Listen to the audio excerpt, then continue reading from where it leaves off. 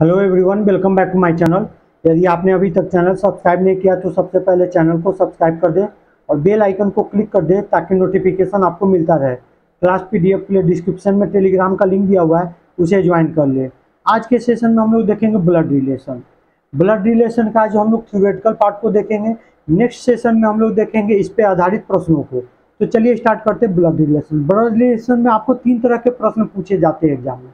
एक होता है आपका पॉइंटिंग फॉर्म वाला, जिसको हम लोग कहते हैं इंगित कर रहा है, पॉइंटिंग फॉर्म। दूसरा होता है आपको फैमिली बेस्ड।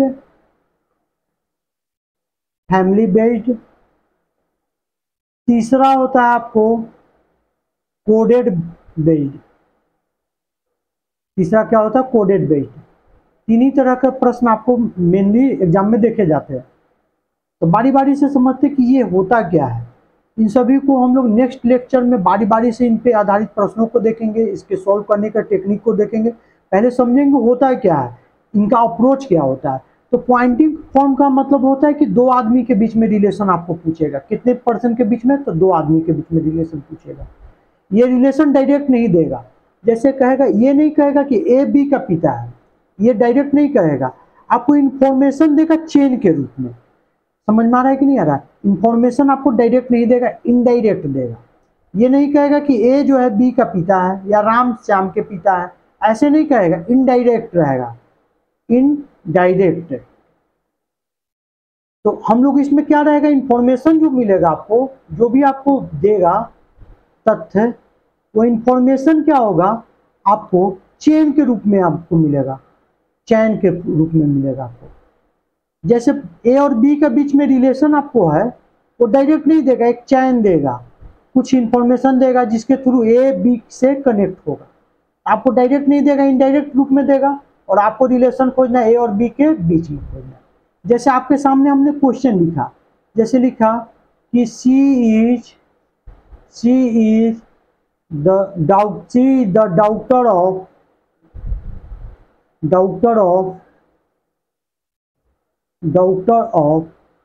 माई फादर्स वाइफ। वह मेरे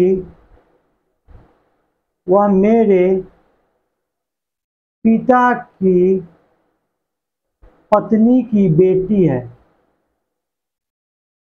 वह लड़की क्या लगी? मेरी। खोजिए क्या लगी, वो लड़की के साथ मेरा क्या रिलेशन है।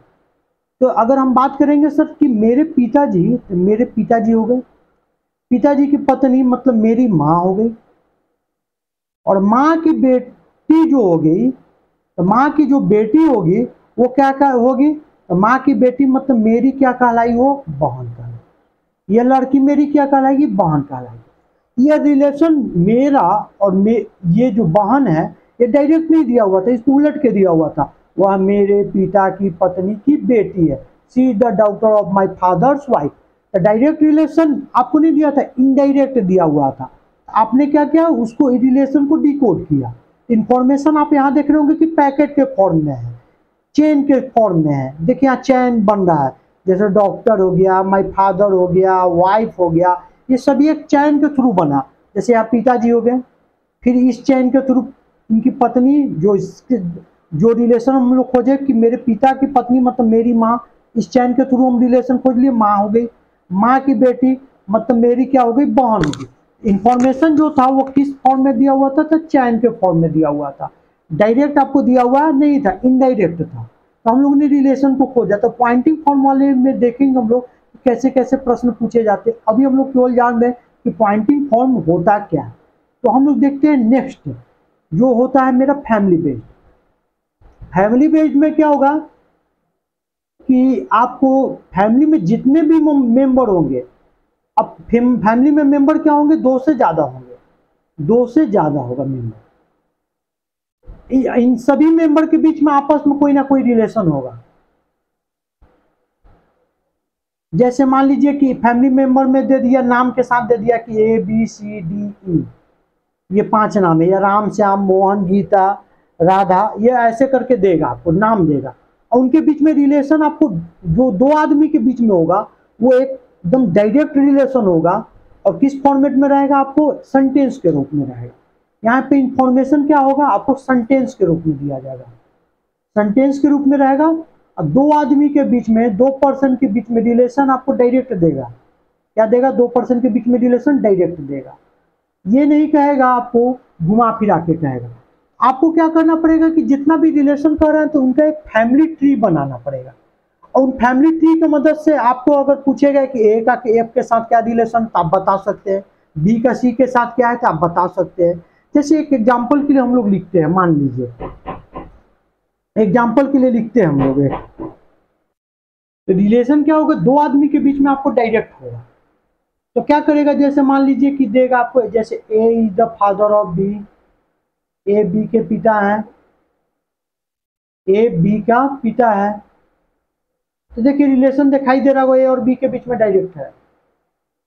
अब कह देगा C is the wife of B, तो सी जो है बी की पत्नी है। रिलेशन पूछ देगा ए और सी के बीच में क्या है, ए का सी के साथ रिलेशन। देख रहे होंगे कि दो आदमी का डायरेक्ट रिलेशन दिया हुआ था, दो आदमी का रिलेशन डायरेक्ट दिया हुआ था, ए का बी के साथ, सी का भी बी के साथ। तो पूछ रहा है ए का सी के साथ। तो देखिए ये डायरेक्ट नहीं जुटा हुआ है, ए और सी डायरेक्ट नहीं जुटा हुआ। ए को बी से लिंक करना पड़ेगा, फिर बी का लिंक सी से होगा, तब ए और सी का आपको रिलेशन निकलेगा। इसके लिए हमको क्या करना पड़ेगा, एक ट्री बनाना पड़ेगा। एक कौन सा ट्री बनाना पड़ेगा, तो फैमिली ट्री बनाना पड़ेगा, फैमिली चार्ट या फैमिली ट्री बनाना पड़ेगा। तो हम लोग फैमिली ट्री ड्रॉ करने के लिए सीखेंगे कैसे कैसे बनता है, इसको देखेंगे। अभी हम लोग केवल जान रहे हैं कि जो फैमिली बेस्ड होता है वो क्या होता है, दो से ज़्यादा होता है। हर एक मेंबर का किसी न किसी के साथ रिलेशन होता है, सेंटेंस के रूप में देता है। दो पर्सन के बीच में डायरेक्ट रिलेशन होता है, किन्हीं दो पर्सन के बीच में रिलेशन आपको पूछे देगा। तो अब आपको रिलेशन कोड के रूप में देगा, क्या देगा, कोड के रूप में। कोड चेंज होगा तो रिलेशन भी चेंज हो जाएगा। जैसे यहाँ पे मान लीजिए दो एलिमेंट दे दिए ए और बी, यहाँ प्लस दिए कोड और लिख रहा प्लस का मतलब होता है A is the father of B. A जो है बी का क्या है, पिता है।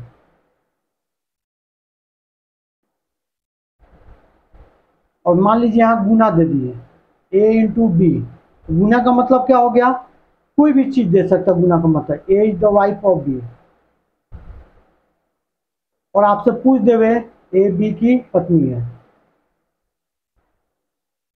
और आपसे पूछ देवे कि M plus N into O, और एम का ओ के साथ रिलेशन। तो क्या कीजिएगा, आपको कोड यूज करना था। एम ओ का क्या लगेगा, ओ का रिलेशन। तो बताइए क्या लगेगा। तो हमको कुछ नहीं करना, अभी हम लोग जस्ट एज सीख रहे हैं कि होता क्या है। तो यहाँ प्लस का मतलब हो जाएगा सर एम जो हो जाएगा, एन का क्या हो जाएगा, फादर हो जाएगा। एन उसका बेटा भी हो सकता है और बेटी भी हो सकती है, लेकिन गुना का मीनिंग होता है कि वाइफ। एन जो है वाइफ है, वाइफ हो गई तो क्लियर हो गया, इसका जेंडर क्या हो जाएगा, माइनस हो जाएगा। क्या हो जाएगा, माइनस। एम ओ का क्या लगेगा, तो सर ये एन जो हो गई एम की बेटी है, बेटी ये इसके क्या हो जाएंगे, हस्बैंड हो जाएंगे। क्या लगेंगे, एन एन जो है वाइफ है तो वो क्या है, हस्बैंड है। तो बताइए ये इसकी बेटी है, मतलब ये बेटी का हस्बैंड है, मतलब एम जो हो गया क्या लगेंगे, तो एम जो होगा वो के ससुर लगेंगे। क्या लगेंगे, ससुर जी लगेंगे। क्या लगेंगे, ससुर जी, फादर इन लॉ लगेंगे। क्यों, क्योंकि एम जो है एन क्या है, फादर है। एन जो होगा चाहे मेल हो सकता है या फीमेल, फादर मतलब बेटा होगा या बेटी होगा। लेकिन एन इंटू ओ का मतलब होता है कि मतलब वाइफ, तो पहला वाला वाइफ होगा, मतलब ये जेंडर क्लियर हो गया कि माइनस हो गया। वाइफ है मतलब ये प्लस हो गया, मतलब ये इसके हस्बैंड हो गए। एम जो है जब फादर है, तो फादर है तो इसके पति है, मतलब वो क्या हो गए, तो मेरे पति हो गए। अब मेरे पिताजी उसके क्या लगे, तो मेरे पिताजी उसके ससुर जी लगे। क्या लगेंगे, ससुर जी। और वो क्या लगेगा, उसका दामाद लगेगा। क्या लगेगा, दामाद लगेगा। उसको कहा जाता है सन इन लॉ। तो हम लोग देखेंगे कि बनता कैसे। अभी हम जस्ट नॉलेज के लिए बता रहे हैं कि कोडेड फॉर्म में क्या होता है कि कोड के फॉर्म में देगा। चाहे प्लस दे दे या गुना दे दे, कोई जरूरी नहीं है, माइनस भी दे सकता है, ए माइनस बी भी दे सकता है, ए भागा बी भी दे सकता है, ए डॉलर बी भी दे सकता है, डॉलर का मीनिंग कुछ भी दे दे, ए हैश बी भी दे सकता है, ए कॉपीराइट सी भी दे सकता है, बी सी कुछ भी दे सकता है, ये सिंबल दे सकता है, कोई भी सिंबल देगा, उस कोड को डिकोड कर लीजिए और पता कर लीजिए वो सिंबल किस के लिए आया है, और वहां से रिलेशन को आपको खोजना है। तो चलिए हम लोग बारी बारी से जितना भी देखे हैं, पहला देखे पॉइंटिंग वाला, दूसरा देखे फैमिली बेस्ड वाला, तीसरा देखे कोडेड बेस्ड वाला को, बारी बारी से इन सभी को देखेंगे। तो पहले हम लोग एक चीज देखे होंगे कि पिछला जहां बता रहे थे वहां एक चीज हमने बताया था कि आपको फैमिली ट्री बनाना है।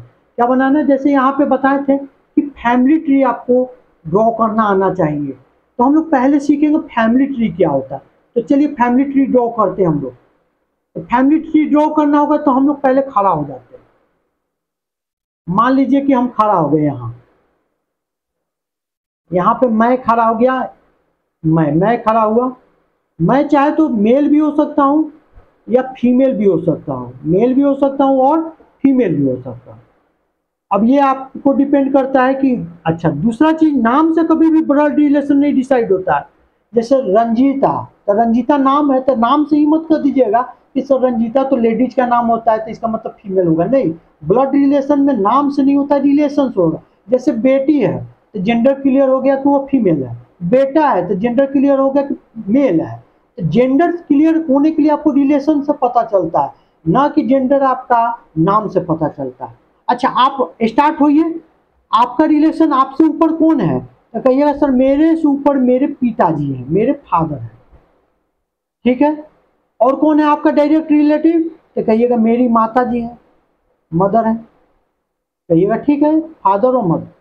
फादर का भी दो रिलेशन हो सकता है, तो फादर का दो रिलेशन हो सकता है, मतलब एक उनके भाई भी हो सकते हैं या उनके बहन भी हो सकता है, एक रिलेशन उनके पिताजी भी होंगी। ठीक है, हम लोग लिखते हैं, पहले पहले हम भाई वाला लिखते हैं, क्योंकि एक ही गैप में रहेंगे, जो पिताजी को भाई जो रहेंगे एक ही जनरेशन में होंगे। अगर पिताजी के भाई जो होंगे तो हम उसको ब्रो से लिखते हैं, ब्रो का मतलब भाई, ब्रो का मतलब क्या हो गया? भाई। सिस का मतलब सिस्टर, छोटा में हम लिख रहे सिस, तो क्या हो गया? बहन। तो मेरे पिताजी की जब बहन होगी वो क्या कहलाएगी? तो मेरी बुआ कहलाएगी। इंग्लिश में क्या कहलाता है? आंट। हिंदी में क्या होता है? बुआ, ठीक है। अच्छा, पिताजी के जो भाई होंगे वो क्या होंगे? मेरे अंकल होंगे, चाचा होंगे। अच्छा, इनका भी तो शादी हुआ होगा, अंट का शादी हो रहा है, तो शादीशुदा पेयर को जो है हम लोग डबल से लिख रहे हैं। डबल का मतलब होता है शादीशुदा है पेयर, जोड़ा, शादीशुदा जोड़ा। याद रखिएगा, इसका यूज करेंगे हम लोग फैमिली ट्री में। क्या यूज करेंगे? तो जो भी है आपका बराबरा हो गया या ऊपर वाला एरो हो गया, एक जनरेशन ऊपर जाएंगे तो पिताजी, या एक जनरेशन ऊपर जाएंगे तो मेरे अंकल होंगे, बुआ होंगी, माँ होंगी, सब मेरे से एक जनरेशन ऊपर है, मेरे जनरेशन के तो है नहीं, वो पिता या माता जी के जनरेशन के। अच्छा, इनका जब शादी होगा, बुआ का शादी होंगे, तो बुआ का शादी होंगे तो उनको भी इंग्लिश में क्या कहा जाता है? तो फूफा जी, इंग्लिश में तो अंकल, हिंदी में क्या कहेंगे? फूफा जी। तो जो बुआ का शादी होगा तो वो फूफा जी होंगे। अच्छा, जो चाचा का शादी होगा तो वो आंट कहलाएंगे, चाची। अब ये हो गया। इसी प्रकार से मदर साइड भी तो आपके दो होंगे, एक उनके भाई होंगे, एक उनके बहन होंगे। तो जो ब्रो होंगे उनके माता का, वो आपके मामा होंगे, अंकल। अंकल का मतलब यहाँ मामा। जो माँ का भाई हुआ वो आपके क्या है? मामा। मामा का शादी होगा तो वो क्या कहलाएंगे? आपकी मामी। इंग्लिश में तो आंटे कहते हैं, यहाँ मामी लीजिए। बराबरा का मतलब शादीशुदा हो गया। इसी प्रकार तो सिस्टर भी तो होंगी मदर की, तो सिस्टर अगर होंगी तो वो कहलाएंगी आपको आंट या मौसी कहिए। अगर इनका शादी हो गया तो मौसा जी होंगे, अंकल कहते हैं जिसको इंग्लिश में, अंकल, मौसा जी। अच्छा, ये जनरेशन हमसे एक जनरेशन ऊपर है, तो हमसे जो एक जनरेशन ऊपर है, सभी एक जनरेशन में कौन है? तो फादर है, मतलब पिताजी है, माताजी है, पिताजी के भाई हैं, पिताजी की बहन है, पिताजी के बहन हो गए, फिर उसके बाद मेरे फूफा जी हो गए, मेरे चाची हो गए, मेरे मामा हो गए, मेरे मामी हो गई, मेरी मौसी हो गई, मेरे मौसा हो गए। ये सभी किसके जनरेशन में है? तो पिता और माता जी के जनरेशन वाले हैं ये। अच्छा, आपके पिताजी के भी तो ऊपर होगा कोई इनसे, एक जनरेशन और ऊपर हो गया है। देखिए पहला एक जनरेशन था यहाँ आपसे ऊपर, फिर एक जनरेशन और ऊपर गया, तो 2 जनरेशन आपसे ऊपर हो गया। तो पिताजी के पिताजी क्या कहलाएंगे आपके? ये तो मेरे सर पिताजी के पिताजी ग्रैंडफादर कहलाएंगे, जिसको जीएफ लिख रहा है ग्रैंडफादर। ग्रैंडफादर का मतलब होता है दादाजी। अच्छा, इनका अगर शादी हो जाएगा, इंग्लिश में कहते हैं grand mother, grand mother, Hindi में कहते हैं दादी। ठीक है, इसी प्रकार से तो मदर साइड भी तो इनके पिताजी होंगे। अगर इनके जो पिताजी होंगे तो मेरे क्या होंगे? मेरे सर ये नाना होंगे। नाना को भी इंग्लिश में क्या कहा जाता है? ग्रैंड फादर, नाना। इनका शादी होगा तो वो मेरी नानी होंगी, ग्रैंड मदर। क्या जनरेशन ऊपर है?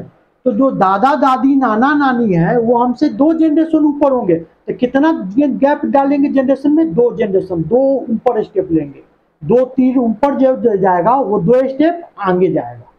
अच्छा, इसके ऊपर भी जाइएगा, आपके परदादा जी आ जाएंगे। अब कौन आएंगे? आपके परदादा जी आएंगे।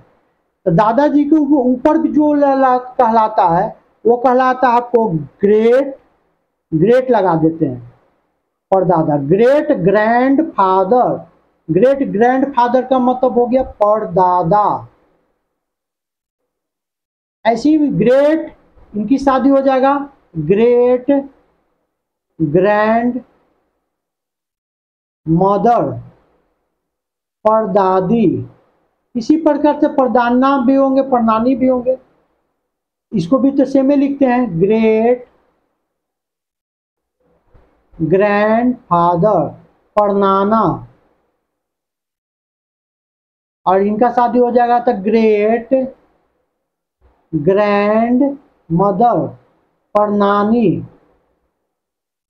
अच्छा, इससे भी ऊपर जाइएगा तो ग्रेट ग्रेट लगाते जाइएगा, एक स्टेप और। ये कितना स्टेप ऊपर गया है? ये सब जो परदादा हैं हमसे 3 जनरेशन ऊपर क्या है? एक जनरेशन मेरे पिताजी हो गए, पिताजी से ऊपर उनके पिताजी वाले हो गए जनरेशन, 2 जनरेशन, इसके ऊपर हो गया तीसरा जनरेशन। इसके ऊपर भी जाइएगा तो परदादा के ऊपर भी हो जाएगा। तो ग्रेट ग्रेट लिखिएगा, क्या बार लिखिएगा? ग्रेट 2 बार लिखिएगा। और परदादा से ऊपर जाइएगा तो 2 बार लिखिएगा, great great great great grand father, 2 बार लिखिएगा। जितना स्टेप ऊपर जाइएगा तो ग्रेट ग्रेट लिखाता है, तो हमको जरूरत नहीं है उतना ऊपर का लिखने का। 3 जनरेशन हो गया। अच्छा, अब आइए आपको कहिएगा सर कि मेरे जनरेशन में कौन कौन होंगे? तो सर मेरे जनरेशन में मेरे भाई होंगे, मेरे भाई होंगे। और कौन होंगे? एक मेरी बहन होगी, बहन जो हो गई मेरी सिस्टर। और कौन हो गया आपका जनरेशन की? तो सर कि मेरी पत्नी। अगर मैं हो गया, मैं अगर मेल हुआ, यहाँ मेल हूं, तो मेरी वाइफ होगी। अगर मैं फीमेल हूं तो मेरे हस्बैंड होंगे, हस्बैंड, इंग्लिश में HUS लिख दिया, हस्बैंड। अगर मैं मेल रहा तो मेरा शादी होगा तो मेरी वाइफ होगी। अगर मैं फीमेल रहा तो मेरी फीमेल जो रहेगा उसका शादी होगा तो उसका क्या होगा? हस्बैंड। ये आपके जनरेशन के हो गए। और भी आपके जनरेशन के हैं सर, जो फूफा और बुआ का लड़का हो गया, या चाचा या चाची का जो लड़का हुआ, इनका भी जो लड़का होता है, ये इनका जो लड़का होता है, सन या डॉक्टर जो भी होगा, सन होगा या डॉक्टर होगा। इनको किन नाम से जानते हैं? इनको जाना जाता है सर, आपको कहा जाता है सर कजिन। क्या जाता है? कजिन। इनको क्या कहा जाता है? कजिन। चाहे तो आपको कजिन का मतलब क्या होता है? तो आपको होता है फुफेरा भाई या फुफेरी बहन। कजिन का मतलब दोनों होता है, फुफेरा भाई या फुफेरी बहन, चचेरा भाई या चचेरी बहन। दोनों को हम लोग किस नाम से जानते हैं? तो कजिन के ही नाम से जानते हैं। ये कजिन का मतलब दोनों होता है, चाचा का लड़का लड़की तब भी कजिन कहलाएगा, या इनका भी लड़का लड़की तब भी क्या कहलाएगा, कजिन ही कहलाएगा। ये किनके जनरेशन में है, ये हमारे ही जनरेशन में, मैं वाले जनरेशन में, मैं जिस जनरेशन में उसी जनरेशन के। तो सर इसी प्रकार से तो सर मौसा और मौसी और मामा और मामी का भी तो लड़का होगा, इसको भी हम लोग किस नाम से जानते हैं, ये भी जो होता है सर मेरे, ये भी कजिन ही कहलाते हैं। ये भी क्या कहलाते हैं, कजिन ही होते हैं। कजिन का मतलब होता है मौसेरा भाई, चचेरा भाई, चचेरी बहन, मौसेरी बहन, फुफेरी बहन, फुफेरा भाई। तो जो भी होगा आपको मदर के साइड से जितने भी उनके भाई और बहन होंगे, उनके लड़का हो गए, वो सभी आप ही के जनरेशन में, मेरे जनरेशन के हैं। जो भी मेरे फादर के साइड में ब्रदर और सिस्टर के जो भी बेटा बेटी होंगे, वो सभी मेरे ही जनरेशन में है। अच्छा, अब इनके भी तो होगा सब, ब्रदर का भी तो शादी होगा। तो ब्रदर का जब शादी हो जाएगा, एक चीज और यहाँ पे देखिए ध्यान से, आप एक चीज हम बता रहे हैं कि आपका यहाँ पे देख रहे होंगे कि 4 रिलेशन दिखाए हम यहाँ पे 5 गो जो है ना, वो एक दूसरे से डायरेक्ट जुटा हुआ है। जैसे ये फादर आपसे डायरेक्ट जुटे हुए हैं, मदर आपसे डायरेक्ट जुटी हुई है, बहन आपसे डायरेक्ट जुटा हुआ है, भाई आपसे डायरेक्ट जुटा हुआ है, वाइफ आपके से डायरेक्ट जुटा हुआ है। ये लोग जो डायरेक्ट जुटे हुए होते हैं ना, ये जो डायरेक्ट जुटे हुए रहते हैं, इनको कहा जाता है direct relative. Direct relative, direct relative कौन कौन होते हैं, तो डायरेक्ट रिलेटिव आपके एक ब्रदर हो गए, भाई हो गए, एक वो आपकी बहन हो गई, एक आपके पिताजी हो गए, ये आपका डायरेक्ट रिलेशन है इनके साथ। एक आपकी माताजी हो गई और एक आपकी पत्नी हो गई, ये आपके डायरेक्ट रिलेटिव है। बाकी सब आपके पिताजी से रिलेटिव बन रहा है। जैसे फुफेरा भाई हो गया, तो फुफेरा भाई का मतलब हो गया सर पिताजी के बहन का लड़का हुआ, तो वो डायरेक्ट हमारे से नहीं जुटे हुए, पिताजी के बहन के थ्रू जुटा हुआ, वो हमारा डायरेक्ट रिलेटिव नहीं है, ये हमारे डायरेक्ट रिलेटिव है। अच्छा, इनमें भी किनके साथ आपका ब्लड का रिलेशन है, तो 4 ही के साथ आपका डायरेक्ट ब्लड का रिलेशन है। डायरेक्ट ब्लड का रिलेशन आपको 4 ही आदमी के साथ है। तो पत्नी के साथ ब्लड का रिलेशन होता है, तो कहिएगा नहीं सर पत्नी मेरी किसी के साथ शादी होता है, पत्नी के, आपकी जो पत्नी हुई या जो आपके हस्बैंड हुए, वो आपके साथ ब्लड के रिलेशन के साथ नहीं जुटे हुए, वो आपके साथ एक कानूनी लॉ से जुटे हुए हैं। क्या से जुटे हुए, लॉ से जुटे हुए। आपका लॉ से शादी होता है, कानून के तहत एक शादी होता है। तो कानून किससे जुड़े हुए हैं, ना कि आप ब्लड से जुटी हुई है आपका वाइफ या आप। तो इसलिए कानून से जब जुड़ा हुआ रहेगा ना, तो इसमें इन लॉ लगाते हैं। क्या लगाते हैं, इन लॉ। जिसके साथ आपका डायरेक्ट रिलेशन नहीं है, इन लॉ। जैसे मान लीजिए कि मेरी पत्नी हो गई, पत्नी का जो भाई होगा उसमें हम लोग क्या लगेगा, पत्नी का भाई होगा तो इंग्लिश में बोलेंगे सर ये मेरे साला हुए। पत्नी का भाई का मतलब ये मेरे साला हुए। इंग्लिश में बोलेंगे तो ब्रदर लगा दीजिएगा, ब्रदर भाई हुए। इन लॉ, क्योंकि पत्नी से जुड़ा हुआ है, आपका पत्नी के साथ डायरेक्ट रिलेशन नहीं है, तो पत्नी का भी आपके साथ डायरेक्ट रिलेशन नहीं है। अगर मान लीजिए पत्नी के जो ससुर जी होंगे, उसको क्या कहेंगे, पत्नी का जो ससुर हो गए उसको इंग्लिश में क्या कहते हैं, ससुर का मतलब पति का क्या हो गए, पति के जो हो गए पिताजी हो गए। इसको क्या कहते हैं, इंग्लिश में कहते हैं फादर इन लॉ, क्योंकि डायरेक्ट आप इससे जुटे हुए नहीं है। इन लॉ लगाइएगा। अगर पत्नी के साइड में जितने भी होंगे, तो आपके मान लीजिए आप दामाद हैं, आपके लिए लगेगा आपका सन इन लॉ। अगर आप ससुर हैं तो लगेगा आपको फादर इन लॉ। अगर आप उनके साला हैं तो लगेगा ब्रदर इन लॉ। साली है तो sister in law. In law लगाते हैं, क्यों, क्योंकि आपका वाइफ का आपके साथ डायरेक्ट रिलेशन है, लेकिन खून का रिलेशन नहीं है। तो जिसमें खून का रिलेशन नहीं लगता उसमें इन लॉ लगाते हैं। क्या लगाते हैं, इन लॉ लगाते हैं। तो चलिए आइए अब हम लोग चलते पीछे थोड़ा, यहाँ पे बनाते हैं। तो जब आपके भाई का शादी होगा तो उनकी जो पत्नी आएंगी, तो वो आपके साथ खून का रिश्ता नहीं है उनका, पत्नी का। इसलिए इसको हम लोग कहते हैं भाभी भी कहिए, या हिंदी इंग्लिश में कहते हैं सिस्टर इन लॉ, जिसको कहते हैं हम लोग भाभी। क्या कहते हैं, भाभी। अच्छा, इसी प्रकार से जो बहन का भी शादी होगा, यहाँ बहन का शादी करवा रहे हैं, बहन होगी, बहन का शादी होगा ये आपके लगाएंगे, आपके कहलाएंगे आपको जीजा जी। इंग्लिश में क्या कहिएगा, ब्रदर इन लॉ। ये आपके क्या कहलाएं, तो बहन का जो होगा सर पति, वो आपके कहलाएंगे जीजा, या इंग्लिश में कहिएगा ब्रदर इन लॉ, क्योंकि बहन के साथ ना आपका रिलेशन है। बहन का शादी हुआ तो शादी तो लॉ के साथ होता है, तो लॉ के साथ मतलब बहन जैसी गई तो उनके बहन के घर वाला जितना भी होगा उनमें इन लॉ लग जाएगा। भाई के साथ जितना भी है आपका भाई का जिससे शादी हुआ उनमें क्या लग जाएगा, इन लॉ लग जाएगा। अब ये सभी जो है आप ही के जनरेशन में है, जैसे आपके जीजा जी और मैं एक ही जनरेशन में हो गए, आपकी बहन भी एक ही जनरेशन में हो गई, वाइफ और हस्बैंड भी एक ही जनरेशन में है, भाई और भाभी एक ही जनरेशन में है। अच्छा, इनका भी तो शादी होगा, या मेरा भी तो शादी होगा। मेरा जब शादी होगा सर तो मेरा भी तो लड़का होगा। मेरा जो लड़का होगा, मेरा लड़का को कहेंगे सन, और लड़का लड़की होगा तो उसको क्या कहेंगे, डॉक्टर, बेटी। अच्छा, इनका भी तो लड़का होगा तो सर इनका लड़का को क्या कहिएगा, ये एक ही जनरेशन में होंगे। तो जो भाई का लड़का लड़की होता है उसको कहा जाता है आपको नेफ्यू, भतीजा या नेफ्यू, भतीजा। नीस, नीस का मतलब भतीजी। अब देखिए जनरेशन नीचे की ओर शिफ्ट कर रहा है, 3 जनरेशन ऊपर था, एक चौथा जनरेशन हम थे, हमसे नीचे हो जाएगा, ये 5वां वाला होगा। अच्छा, इसी प्रकार से जो आपके बहन का हो गया तो बहन का भी तो लड़का लड़की होगा, इसको भी कहते हैं भांजा, जो कहलाता है नेफ्यू।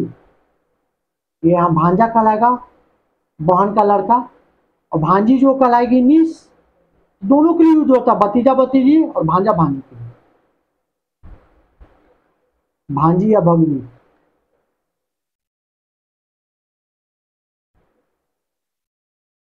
ये सभी कौन जनरेशन में है, तो कहिएगा सर ये जो हो गया आपका पुत्र वाला जो हो गया, ये सभी एक जनरेशन में आ रहा है। क्या आ रहा है, सभी एक जनरेशन में आ रहा है। आप कौन कौन जनरेशन में है, तो ध्यान दीजिए। आप एक जनरेशन में कौन हो गए, तो भतीजा भतीजी, आपका बेटा लड़की, भांजा भांजी, ये सभी एक जनरेशन में हो गया। आपके जनरेशन में कौन है, तो भाई, उनकी बहन, आपका चचेरा भाई चचेरा बहन। अच्छा, और कौन कौन है, आपकी बहन, आपकी पत्नी, और कौन कौन है, आपके जीजा जी, ये सभी एक ही जनरेशन का। और कौन है, तो सर ऊपर वाले सर जो, तो जो भी कजिन, कजिन का मतलब यहाँ क्या बताए थे, तो मौसेरा भाई या मौसेरी बहन, या ममेरा भाई या ममेरी बहन, मीनिंग एक है, मौसेरा भाई या मौसेरी बहन। कजिन का मतलब दोनों होता है, मौसेरा भाई या मौसेरी बहन, और ममेरा भाई या ममेरी बहन, ये भी होता है। कजिन का मतलब उस साइड से देखिएगा तो होता है आपको चचेरा भाई या चचेरी बहन, या बुआ का लड़का या बुआ की लड़की, सभी को क्या कहते हैं, कजिन ही कहते हैं। अब उसके बाद देखिए, आपको जब इनका शादी होगा, आपका लड़का का शादी होगा, तो वो आपका क्या कहलाएगा, तो सर मेरे लड़का का जब शादी हुआ तो सर इनका भी तो शादी होगा, तो कहिएगा शादी होगा। इनको शादी करवा लेते हैं, पहले शादी नहीं हुआ इनका, तो शादी करवाइए। सन का शादी होगा तो क्या कहलाएगा, तो जो बेटा का आएगी तो वो आएगी आपकी पतो आएगी, तो जिसको पतो को क्या कहते हैं, आपको इंग्लिश में क्या कहते हैं, तो doctor in law, doctor in law. क्योंकि आपका बेटा ना आपसे जुड़ा हुआ है, उनकी पत्नी क्या कहलाएंगी, डॉक्टर इन लॉ। अगर आपकी बेटी हुई, बेटी का शादी होगा तो वो आपके दामाद जी होंगे, वो कहलाएंगे सन इन लॉ, दामाद जी। ये क्या कहलाई, आपकी तो पतोह हो गई, बेटा की पत्नी हो गई। अच्छा, इनका जब शादी होगा, ये सभी एक ही जनरेशन में है, सन, डॉक्टर, इनकी पत्नी, ये सब। जब इनका शादी होगा तो नीचे आइए, बेटा का जब शादी हुआ, और शादी के बाद जब बेटा हुआ, तो बेटा का बेटा कहलाएगा आपको, तो कहलाएगा पोता, ग्रैंड सन। और लड़की रही तो क्या कहलाएगी, ग्रैंड डॉक्टर, पोता, और यहाँ क्या हो गया, पोती हो गई।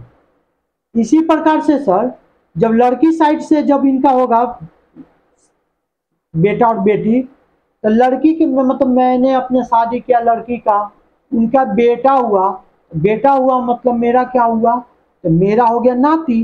नाती का इंग्लिश में वही कहते हैं ग्रैंड सन, नाती। हिंदी में यहाँ पे अगर डॉक्टर रही तो यहाँ पे डॉक्टर रहेगी, उसकी बेटी क्या बेटी रही तो क्या कहलाएगी, नतनी, ग्रैंड डॉक्टर, नाती। तो देखिए पूरा फैमिली चार्ट हम लोग बना लिया। जब हम लोग नीचे जाएंगे, जब बेटा बेटी का बात करेगा तो एक पावदान नीचे जाएंगे, जब उसके भी बेटा बेटी का नीचे बात करेगा तो एक पायदान नीचे जाएंगे, और तब ना होगा मेरा बेटा और बेटी का भी बात करेगा तो नीचे चल जाएंगे। अगर हमको ऊपर का बात करेगा, मेरे पिताजी का बात करेगा तो एक जनरेशन ऊपर जाएंगे, अब पिताजी के भी ऊपर बात करेगा तो एक जनरेशन और ऊपर जाएंगे। अच्छा, जब भी बराबरा का साइन होता है ये बताता है आपको पति और पत्नी के लिए, पति और पत्नी के लिए, पत्नी और पति, यही सिंबल यूज किया है। अच्छा,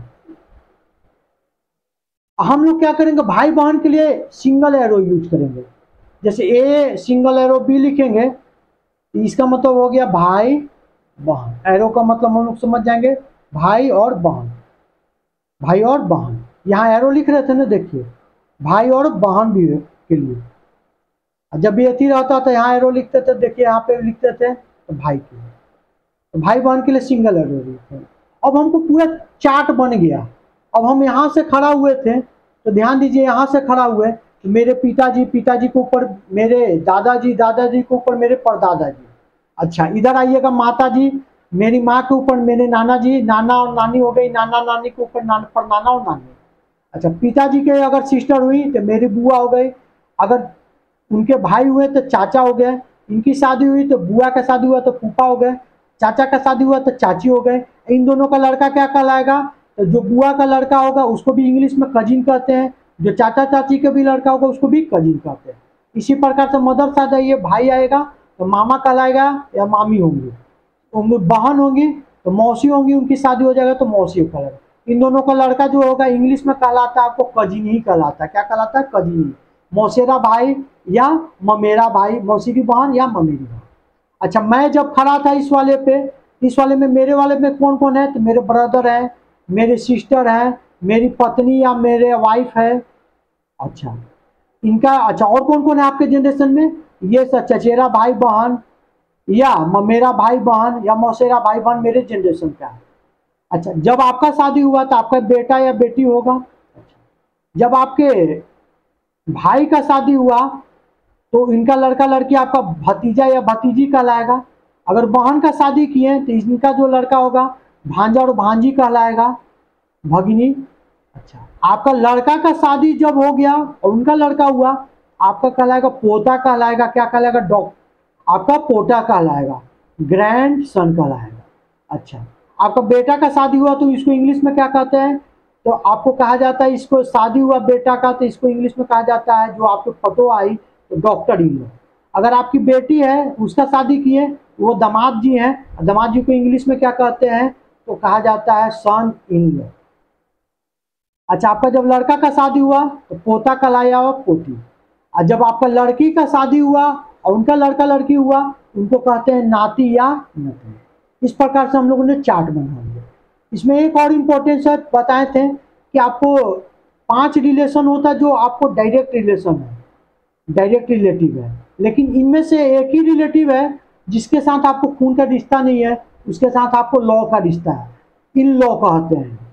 उनके साइड वाले जितने भी होते हैं रिलेटिव उसको क्या कहते हैं, इन लॉ।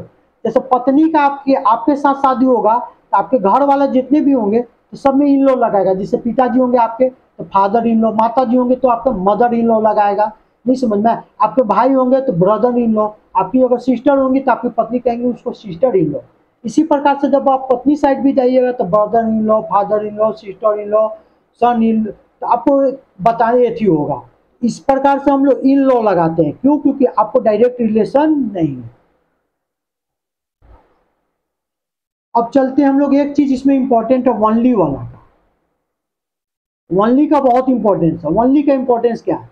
वनली ब्रदर कहेगा कि आपके पास केवल, वनली ब्रदर का मतलब बहन तो हो सकती है आपकी और, लेकिन भाई अब आपके पास एक भी नहीं है, क्योंकि आप ही वनली ब्रदर है, आप ही एक है।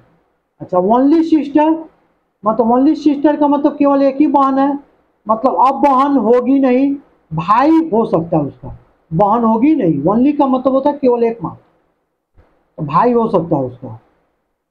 वनली सन का है, तो सन का मतलब एक ही बेटा होगा, बेटा तो एक ही होगा और कोई बेटा होगा नहीं, लेकिन उसकी बेटी हो सकती है एक से ज्यादा। इसी प्रकार से डॉक्टर कहेगा, तो डॉक्टर कहेगा एक ही मात्र बेटी है, मतलब बेटा तो हो सकता है उसको, लेकिन अब बेटी होगा एक नहीं होगा। अगर ओनली वन चाइल्ड का है, एक ही लड़का या चाइल्ड का मतलब होता है कि एक ही संतान है, चाहे तो वो लड़का हो सकता है, चाहे तो वो लड़की हो सकती है। ओनली का मतलब यही होता है। आज के क्लास के लिए काफी था, हम लोग मिलते हैं नेक्स्ट लेक्चर में, इसके प्रॉब्लम को देखेंगे। अगर वीडियो पसंद आया हो तो वीडियो को लाइक कर दीजिए और चैनल को सब्सक्राइब कर दीजिए। Thank you.